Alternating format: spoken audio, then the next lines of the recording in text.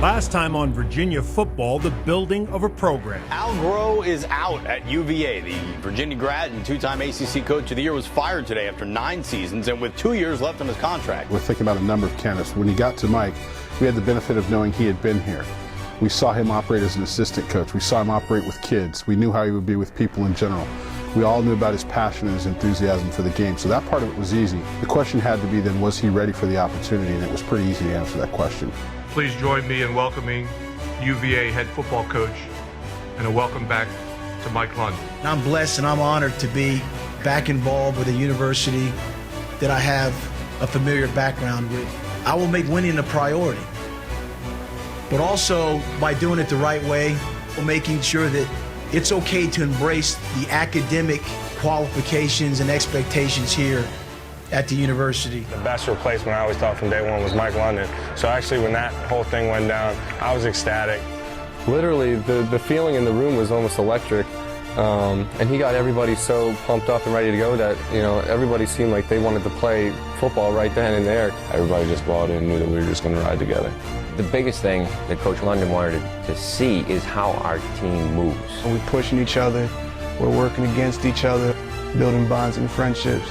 So you get that nucleus built together, and then you work towards the season.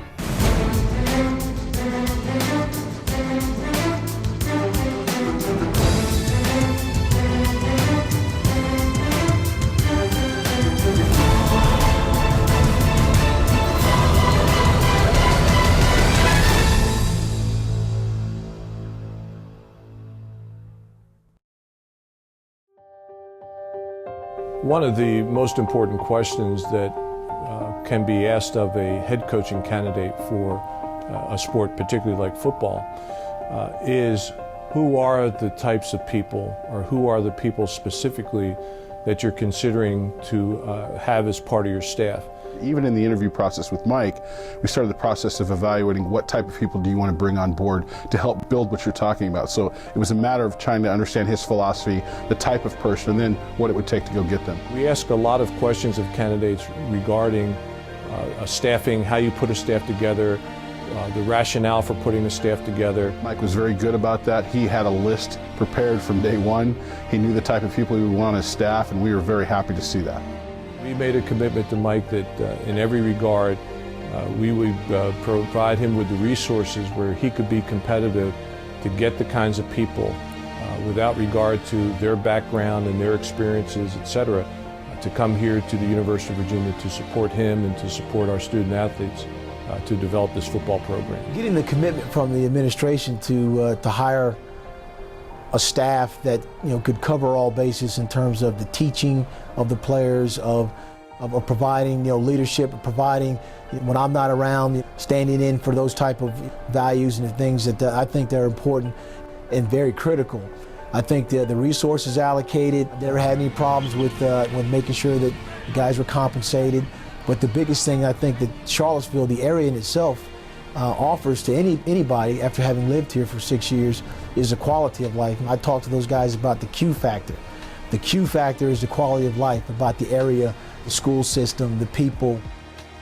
It's important to me that when you develop a relationship with the players, that you have an ability to sit down and go one-on-one with a player, that a coach is willing to listen, that's willing to give feedback and not quick to judge, but have a relationship with the player that the player then feels like he can talk to you about anything.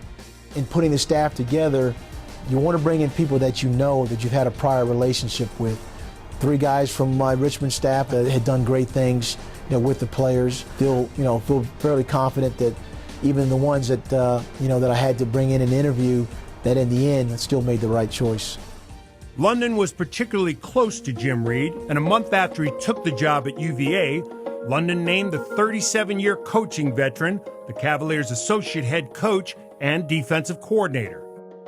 I chose Jim Reed because he is the ultimate energy guy. He is fire, passionate, incredible teacher and motivator. I'm sure that he'll get our defense on track. The players are going to love him because he gives it all. I met Mike London when I became the head football coach at the University of Richmond. It was love at first sight. He's, just gives you such a great first impression. And the great thing about Coach London is that the first impression is just enhanced as you get around him and you get to know him better. When Coach London called, now you have an opportunity to work for a man that you hold in high esteem, in the top 2% of people that you know. And then you have an opportunity to work at the University of Virginia, which the goals here correlate almost exactly to the goals that I would have for my son if I was sending him off to school. If you take a look at kind of where I've been, you always like to try to bring a program back, and especially at a place here like Virginia. So I'm fired up to be here, and it wasn't a very hard decision. After 35 years coaching at the college level, Reid joined the Miami Dolphins as their outside linebackers coach. When you have an opportunity to be in pro football in a Bill Parcells run organization, if you say no to that, then somebody would most likely want to bring you to the doctor's office and find out, why. But you had to take that opportunity to be in pro football, which is really the terminal degree of your profession, and then be with Coach Parcells, Coach Sperano, and Paul Pasqualoni, who I had worked for at Syracuse. And then you have an opportunity to coach Joey Porter and Jason Taylor. And I told those guys, I said, I'm just so happy here to be in the same room with you guys. If I died tomorrow, don't feel sorry for me. This is just terrific. Here we go. Let's go. Hey, this is for all of it. It was the combination of London and Virginia that pulled Reid out of South Florida. Here we go. Let's go. Go. Stack two. Stack two. Stack two. It was a perfect combination of the right man in the right institution.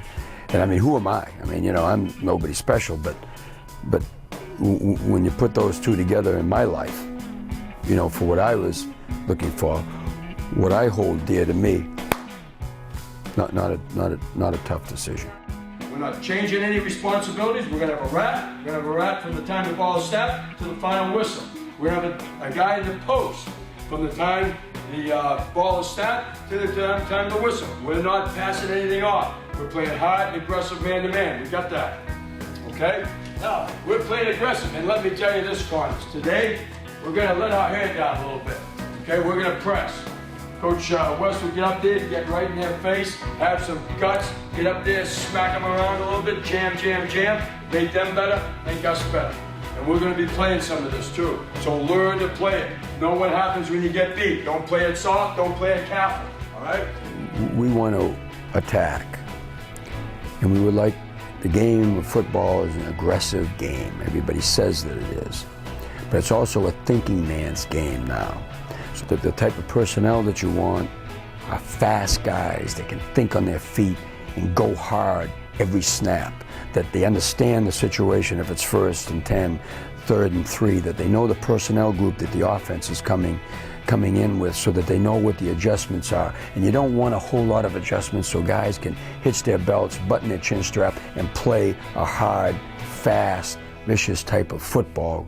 Cornerback Razai Dowling will be a key component for the revamped Cavalier defense. Dowling earned all ACC honors despite having an inconsistent year in 2009 by his lofty standards. He considered declaring for the NFL draft, but decided to return to Virginia for some unfinished business. He could have gone in the draft. He decided to stay, to finish his degree, and to leave the program feeling good. I think he fits the definition of what Coach London is looking for. He's looking for men that care about education and getting a degree and then moving forward. I'd be the first one out of my whole family to graduate from college, and that's, in my eyes, that's truly a blessing. He is somebody that needs to give us a significant impact in leadership as well as on the field, and he will do that in both areas, and he will do it greatly.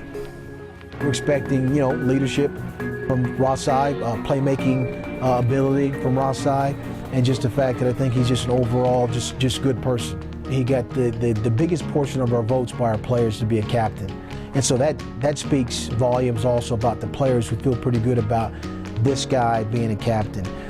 I think Rosai has, well, we all know that he has NFL skills and he'll have NFL opportunities. And I think with him, you know, he liked school. He liked being here on grounds. He liked his teammates. He liked the experience of playing college football. He didn't want the college football experience to end the way, you know, the way it ended, but he wants to, you know, write one more chapter in his college experience by going out with some of the players that he came in with. What we're expecting from him here at Virginia is for him to do what he's done marvelously before, which is lead this group on the field, lead them in the classroom, and be a great player for us. And then when that happens, all the other pieces will fall into place.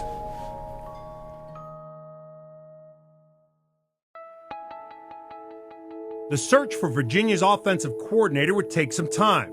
During the course of London's review of candidates, the name Bill Lazor would often come up in conversation.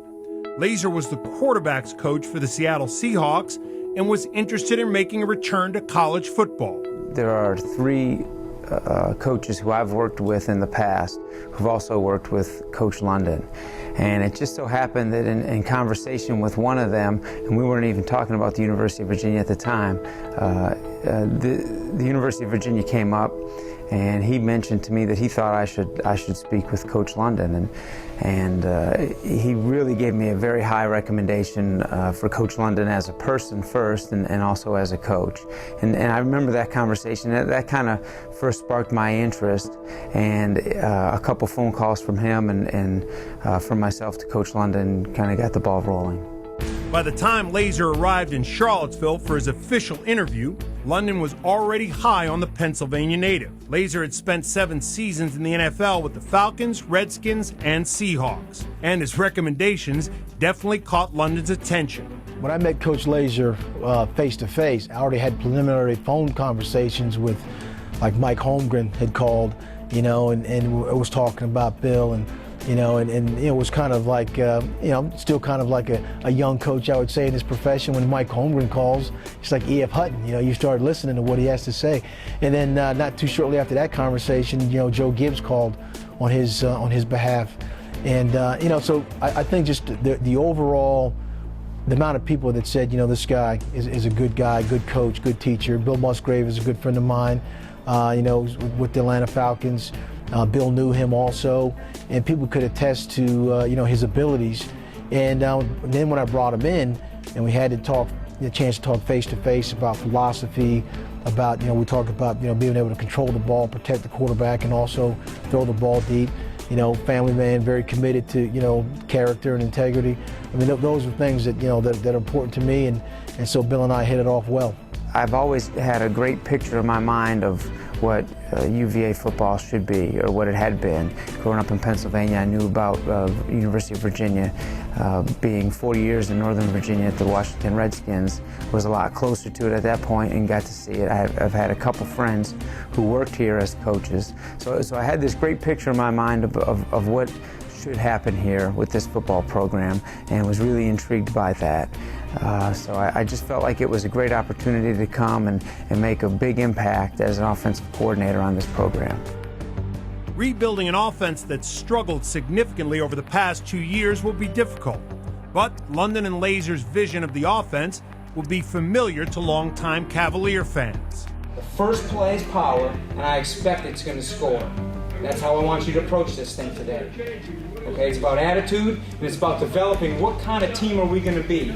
The things that are important to us as an offensive staff are to be physical, especially when we run the ball, but also when we throw it, and also to play fast and use the passing game usually to create explosive plays.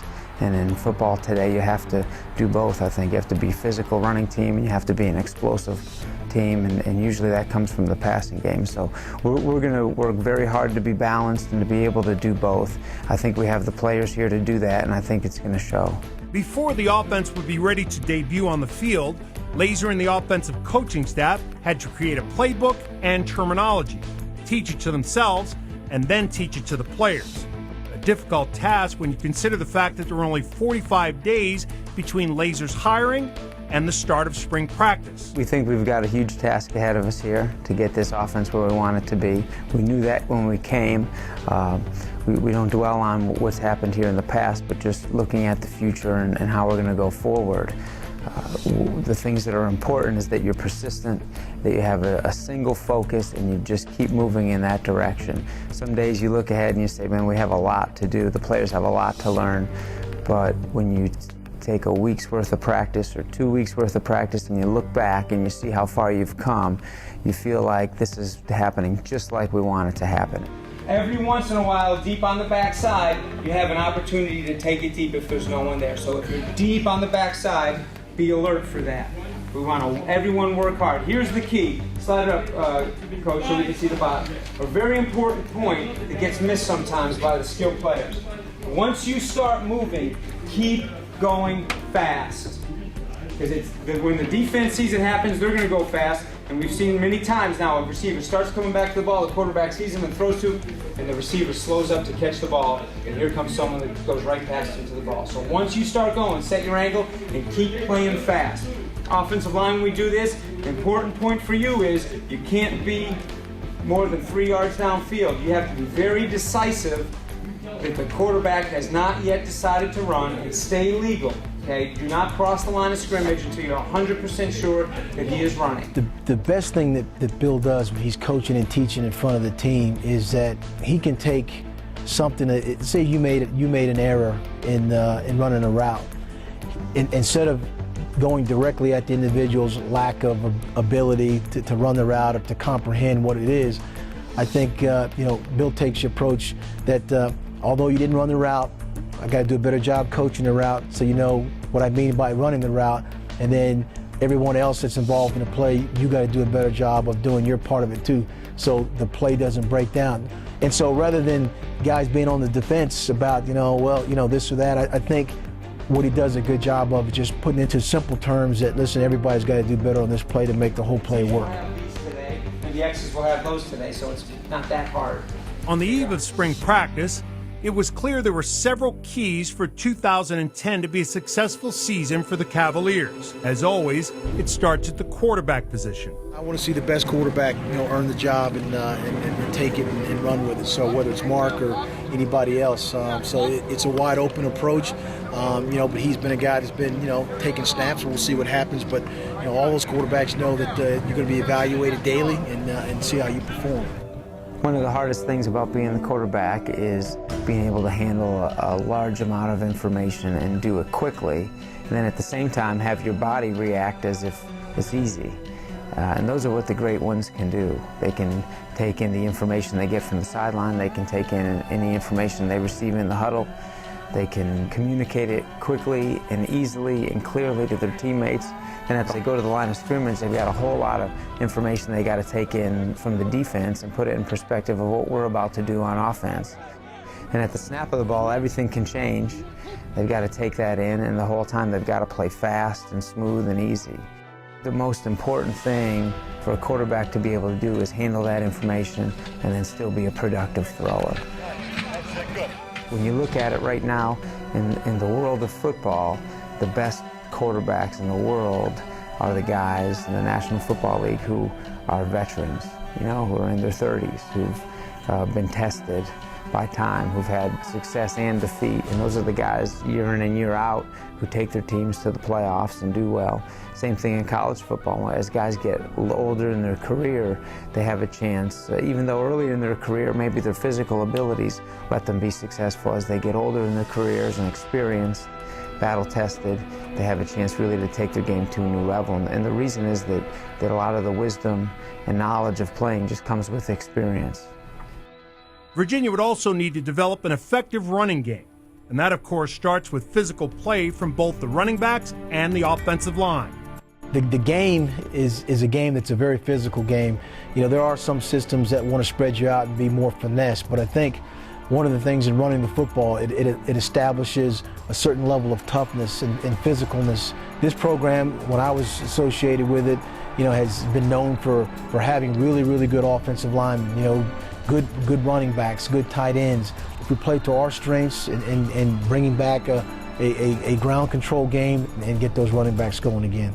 After years of the 3-4 defense at Virginia, London made the decision to bring back the 4-3 with an emphasis on speed. The 3-4 defense, scheme-wise, technique-wise, you line up shoulder pad to shoulder pad, and then basically it's, I've got to beat you. Now, if you go this way, I've got to beat you going that way. If you come this way, again, from a shoulder pad to shoulder pad alignment, then now I've got to beat you that way. So really what we call it is 1-2 gap defense. And I've got to be able to be better than you so I can make a play on this side or that side, because obviously I don't know which way it's going. And that's the way all the way down the front. There's not a lot of Chris Longs around. Now when you get one, you know, now you've got yourself a heck of a player, but it's not as easy. And then the linebackers, 4 yards, they have to do the same thing. At 4 yards, they get these big giant guards coming at them, and they have to hit them with their hands and be able to go here or here, depending upon where the ball is. And I left here, had a chance to go to Richmond and then be involved with the 4-3. And you can do some things with, get more speed on the field. You can run better. What we're doing now is we play edges. The nose man is lined up on the edge. And on the snap of the football, he's running into the shoulder. And now there's a technique where we can either go down the line of scrimmage and behind him, or we have to stand him up, but we're on the edge. All right, now, there's some advantages to that, but there's also some disadvantages to that. The linebackers now don't have to be as big and as bulky, because now they don't take on guards all the time. They come off the edges of the guards or the edges of the nose man, depending upon the reads. Much harder to read and to play, but there's an advantage. You don't have to be 6'3", 245 pounds now to play in our defense. Me, it was, and to a lot of players that we talk to and a lot of players that you recruit, you know, everyone's interested in getting on the edge and being able to do, sack quarterback or play man-to-man. So I think you'll see some different things. Obviously, schematically, you'll see the difference between the 3-4 and the 4-3, but you'll see more guys pressing the receivers, doing things with zone blitzes, having a 4-man rush, trying to get after the quarterback. Just different things that I think that the 4-3 gives you a chance to do. From the mental standpoint, they feel good about it. Cam Johnson, who was standing up, has now put his hand down on the ground. Nick Jenkins was 290 pounds and probably a little sluggish. Relishes the fact that he can get down to about 275 and be more quick than trying to have just brute strength. There's more of those type of athletes out there to fit our scheme. We're going in the right direction, in the right seams, in the right gaps, and in the right coverage. When it's done right, it's like artwork.